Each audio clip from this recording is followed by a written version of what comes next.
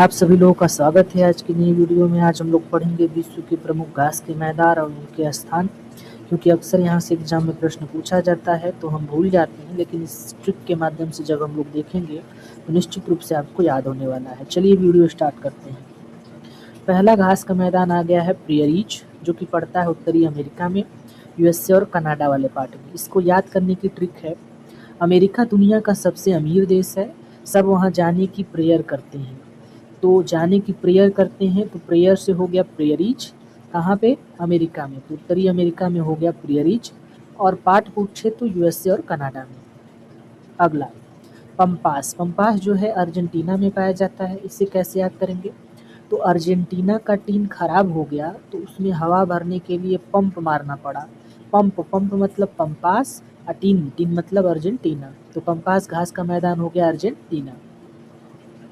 अगला है downs, Australia में। देखिए ग्लोब नक्शे में ऑस्ट्रेलिया सबसे नीचे की तरफ आता है। जब आप मैप देखेंगे ग्लोब का तो सबसे नीचे ऑस्ट्रेलिया आता है। तो नीचे मतलब डाउन, तो डाउन से हो गया डाउन्स, कौन आता है? ऑस्ट्रेलिया।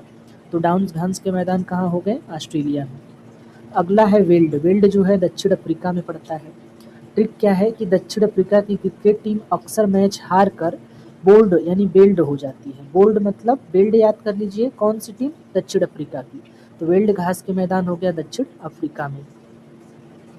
अगला है स्टेपीज। स्टेपीज जो है यूरेशिया यानी यूरोप और एशिया दोनों में पड़ता है। इसे याद करने की ट्रिक है, यूरोप और एशिया आपस में जुड़े हैं, वहाँ जाने के लिए हर स्टेप संभल कर रखना होगा।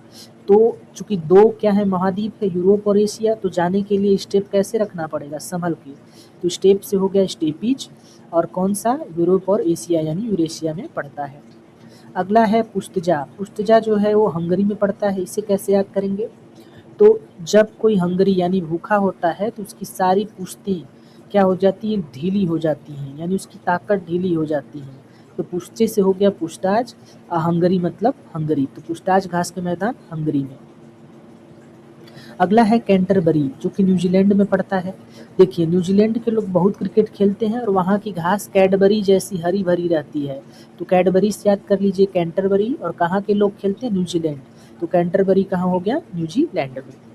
अगला है सवाना, जो कि पड़ता है अफ्रीका में। तो अफ्रीका में बहुत गरीबी है, वहाँ का खाना सब आना यानी सवाना फ्री का होता है, यानी वहाँ का खाना क्या होता है? सब आना फ्री का होता है। सब आना से सवाना, अफ्रीका मतलब अफ्रीका। तो सवाना घास के मैदान कहाँ हो गए? अफ्रीका में। अगला है लानूज, वेनेजुला और कोलंबिया में पड़ता है। इसे कैसे याद करेंगे? तो वेनेजुला में तेल की नदियाँ बहती है, वहाँ से तेल लाओना, लाओना मतलब लानूज, कहाँ से? वेनेजुला से। तो लानूज घास के मैदान हो गए वेनेजुला और कोलंबिया में। नेक्स्ट है कैंपोज। कैंपोज जो पड़ता है ब्राज़ील में। तो फुटबॉल का कैंप हमेशा ब्राज़ील में ही लगता है।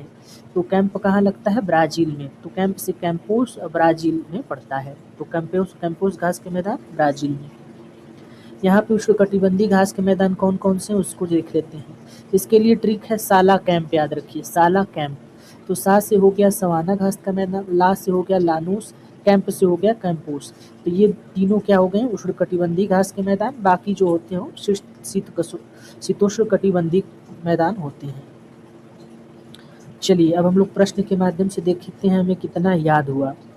देखिए डाउन्स घास के मैदान मुख्य रूप से किस महाद्वीप में पाए जाते हैं? याद करिए।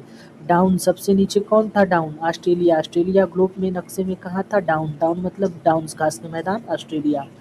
तो हो गया ऑस्ट्रेलिया में। फिर निम्नलिखित में से कौन सा एक उष्णकटिबंधीय घास का मैदान है? तो हमने ट्रिक से अभी देखा था, क्या देखा था? साला कैंप। साला कैंप हमने देखा था। तो साला कैंप मतलब सवाना, लानूज और कैंपोस। तो इसमें देखिए सवाना दिया है नहीं, लानूज दिया है बिल्कुल। तो हमारा लानूज हो गया। अगर कैंपोस होता तो कैंपोस हो जाता। नेक्स्ट, पंपास घास के मैदान का संबंध किस दक्षिण अमेरिकी देश से है? तो देखिए हमने ट्रिक क्या पढ़ा था कि अर्जेंटीना का जब टीन खराब हुआ तो वहाँ क्या मारना पड़ा? पंप मारना पड़ा।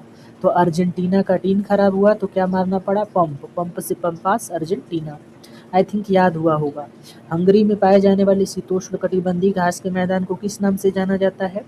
तो हंगरी जो है, वहाँ हंगरी का मतलब होता है भूखा, और भूखे जब लोग होते हैं तो उनकी पुश्तें क्या होती हैं? ढीली हो जाती हैं। तो पुश्ते जब ढीली हो जाती है तो पुश्ते से बन गया पुछताछ, और हंगरी यानी हंगरी में कौन से घास के मैदान हो गए? पूछताछ। नेक्स्ट है 5वां, यूरोप यानी यूरोप और एशिया के विस्तृत घास के मैदानों को क्या कहा जाता है? तो यूरोप और एशिया से मिलकर बना है यूरेशिया। तो ये क्या हो गए? 2 महाद्वीप की देश हो गए। तो हमने याद क्या किया था कि यूरोप और एशिया के बीच हर स्टेप हमें क्या करना पड़ेगा? संभल के रखना पड़ेगा। तो स्टेप मतलब स्टेपीज यूरेशिया में। नेक्स्ट है दक्षिण अफ्रीका में पाए जाने वाले शीतोष्ण घास के मैदान को क्या कहते हैं? तो दक्षिण अफ्रीका की टीम क्या हो जाती थी? बोल्ड हो जाती थी। बोल्ड से बेल्ड हो गया, तो दक्षिण अफ्रीका में हो गया बेल्ड घास के मैदान। प्रश्न है उत्तरी अमेरिका, यूएसए और कनाडा के प्रसिद्ध घास के मैदान का क्या नाम है? चूंकि अमेरिका हमने देखा था बहुत ही अमीर देश है, तो अमीर है तो वहाँ लोग जाने के लिए क्या करते हैं? भगवान से प्रेयर करते हैं। तो प्रेयर हो गया प्रेयरीज, कहाँ पे? उत्तरी अमेरिका में। अगला है वेनेजुएला और कोलंबिया में विस्तृत उष्णकटिबंधीय घास के मैदान को क्या कहते हैं? तो हमने इसके लिए क्या याद किया था कि वेनेजुएला में तेल की नदियां बहती है, तो हमने कहा तेल लाओना, लाओना से लानूज, कहाँ पे? लानूज हो गया वेनेजुएला में।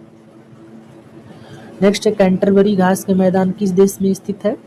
तो हमने देखा था न्यूजीलैंड में अक्सर लोग क्रिकेट खेलते हैं, और जिस मैदान पे खेलते हैं वो कैडबरी यानी कैंटरबरी, कहाँ पे? न्यूजीलैंड में।